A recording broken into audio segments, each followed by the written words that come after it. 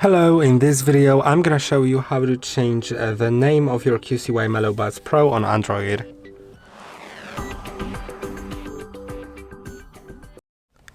To do it, simply go to Settings, then go to Bluetooth. So on this phone, this is a Google Pixel. I'll need to go to Connected Devices, then I'll find it here.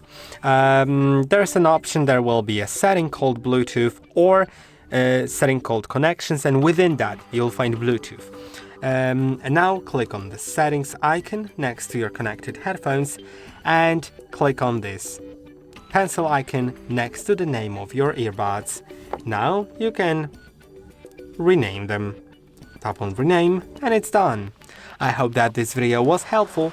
Don't forget to like and subscribe, and I'll see you in the next one.